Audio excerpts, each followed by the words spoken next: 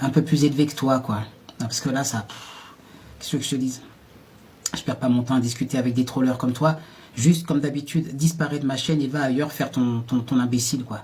Message à tous ces petits trollers qui viennent et qui veulent soi-disant t'insulter lorsqu'ils sont dans des lives. Là, j'ai répondu à celui-ci. Je vous rappelle qu'il y a 3 jours, j'ai fait une soirée GPTV. Il y avait 700 personnes. J'ai participé et j'ai été vers les abonnés qui me suivent et qui suivent GPTV. Il n'y en a pas un seul qui est venu me défier et me dire quoi que ce soit. Comme par hasard, tu peux pas me faire croire que sur les 700, il n'y avait pas les fameux trolls. Mais quand les trolls, tu les rencontres dans la vraie vie, il n'y en a pas un qui est capable de venir te défier physiquement et te dire ce qu'il pense de toi. Par contre, dans les lives, ils sont très forts. Alors, dans le live, là, tu vois qu'on parle notamment de l'islam et de certaines choses qui sont problématiques. Je dis ce que j'ai à dire. Comme d'habitude, ces trollers sont effectivement d'obédience musulmane, hein, la plupart du temps, voilà. Donc ça les dérange beaucoup, mes idées nationalistes et compagnie.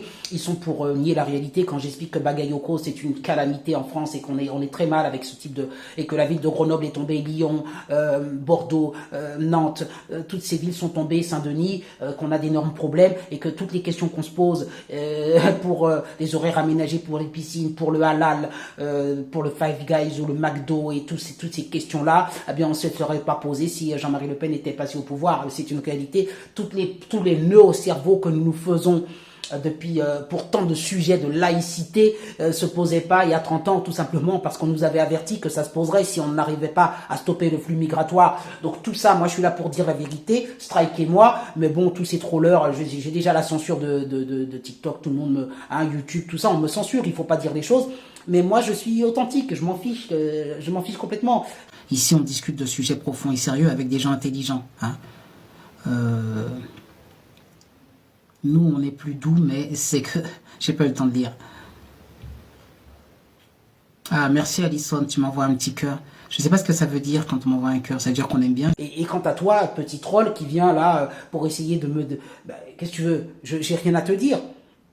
La seule question, c'est qu'est-ce que tu fous sur ma chaîne, d'accord? Comme je l'explique, c'est pas une chaîne pour les petits trollers. Voilà, t'as rien d'autre à faire, va te balader ailleurs. Moi, je suis là pour dire les choses vraies et c'est pas toi avec ta petite insulte, tes petites menaces qui vont m'empêcher de parler. Personne ne peut m'empêcher de parler. Donc troll autant que tu veux, mais c'est un message pour toutes les personnes. Je me rappelle, il y a un certain Jamel aussi sur YouTube. Je te salue. Alors tu vois, les gens me disent mais pourquoi tu le supprimes pas? Les gens me demandent toujours ça dans les lives. Pourquoi tu le supprimes pas? Oui, j'ai le pouvoir de te supprimer, mais je te supprime pas parce que tu es tellement médiocre que ce qui m'intéresse, c'est que les gens voient à quel point il y a des gens médiocres comme ça. C'est pour ça que je laisse les messages, pour que les gens voient. Alors continuez d'envoyer des messages médiocres, de faire monter ma chaîne. Vous me faites rire, mais bon, les trollers, c'est de la mauvaise herbe. Qu'est-ce que tu veux? Dans la vie, tu auras toujours de la mauvaise herbe. Alors, il y a des gens qui mettent du Roundup et tout ça, mais t'en finiras pas, ça repoussera toujours. Tu les laisses t'exprimer. Moi, mon message principal, vous le connaissez. Vous me tapez aussi Jean-Luc Robert sur YouTube, vous trouverez plein de vidéos sur GPTV. Hier, justement, j'ai fait une émission très intéressante sur Rima Hassan et sa fameuse garde à vue. J'étais pas d'accord avec quelqu'un sur le plateau, je l'ai dit. Hein. Moi, je suis là, je suis franc. Elle me dit, oui, Rima Hassan, faut la défendre. Non, elle est indéfendable. Voilà. Rima Hassan, c'est l'anti-France. C'est le cauchemar et c'est le cancer de la France. Voilà. Donc, bon, moi, j'ai pas polémiqué avec cette dame. Hein. Je suis pas là pour prendre la tête. Je dis ce que j'ai à dire. Beaucoup de gens sont d'accord, mais comme le dit souvent on me le dit, hein, avec Jean-Luc, c'est tu l'aimes ou tu le détestes, en gros, hein, voilà.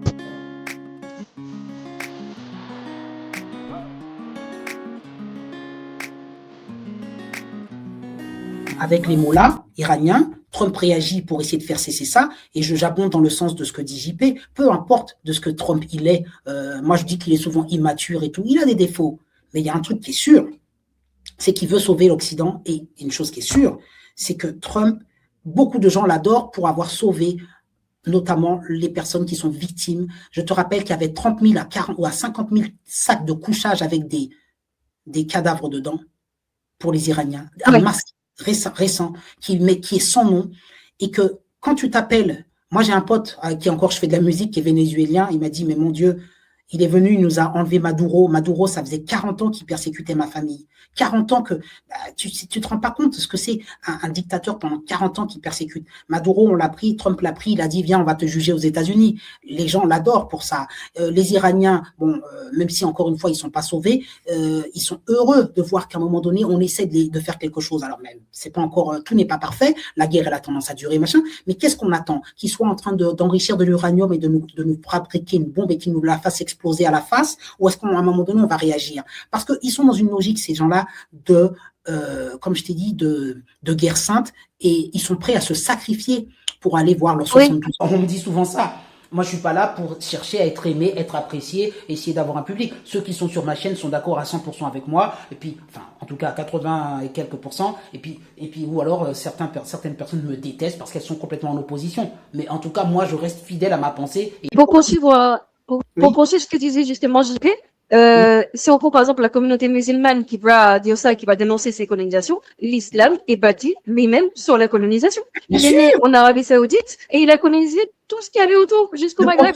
Le prophète Mohammed, il a pratiqué cette prise de territoire avec des groupes armés, et il est venu, il a converti les gens de force. Il a pris si tu regardes dans le Coran, ce n'est que ça. C'est une conquête, et c'est avant tout des guerres menées sur le terrain pour pouvoir prendre des territoires. Donc, de toute façon, il fonctionne comme ça, contrairement à la religion catholique qui, elle, est une religion où, entre guillemets, on te demande de croire et de venir et d'adhérer. Là, avec l'islam, il n'y a pas d'adhésion, on te prend de force. Soit tu marches ou tu crèves. Tu crois, tu viens, t'es musulman. Si t'es pas musulman, on te zigouille. C'est ça la conquête islamique. Et là, bon, bah c'est tout. Et regarde ce qui se passe aujourd'hui, comme je t'ai dit, en Iran. Qu'est-ce que je dis? Voilà. Allez, mettez les pouces en l'air. Et je vous souhaite une très bonne journée. Et même aux trollers qui me détestent, je leur souhaite une très bonne journée, puisque manifestement, tous les jours, ils ne peuvent s'empêcher de suivre les prochains épisodes que je vais poster. Alors, on se demande pourquoi. Donc, son cœur est resté palestinien, son âme est restée palestinienne. Ah, bien sûr, voilà, elle a grandi dans un contexte d'exil et d'instabilité. La France l'a recueillie, la France l'a sauvée, la France l'a hébergée, la France l'a nourrie. Eh bien, aujourd'hui, regardez ce qu'elle est devenue, un produit anti-France. On ne peut pas dire autre chose. Elle a fait des études de droit, hein, et puis aujourd'hui, eh bien, elle devient juriste et fonde l'Observatoire des camps de réfugiés. Et les lois françaises, ça l'intéresse pas. Le sort des Français, ça l'intéresse pas. Vous savez, hein, si M. Mélenchon passe, Rima Hassan sera la future ministre des Affaires étrangères, hein. Voilà, de France. Imaginez. Alors, elle sera obsédée par la question, comme elle l'est déjà, de la Palestine. Et le reste ne l'intéresse pas. Vous avez vu que lors de la manifestation pour monsieur, comment il s'appelle, monsieur Bagayoko, au lieu de dire « nous sommes tous des enfants de la République française », ils brandissaient le drapeau de la Palestine et disaient tous « nous sommes tous des enfants de Gaza, nous sommes tous des… » Vous imaginez ça? C'est terrible, terrible. Il vient d'être élu maire de Saint-Denis et les personnes sont fières de dire qu'ils sont des enfants de Gaza. Bon, alors c'est terrible. Alors, la position sur la Palestine, alors vous le savez qu'elle défend le droit international, bon, de s'appliquer, etc., etc. Bon, tout ça, c'est de la soupe, évidemment. Elle a aussi dit, une des citations, que le Hamas était une organisation de résistance, évidemment, alors que c'est une organisation, nous le savons, de terreau, évidemment.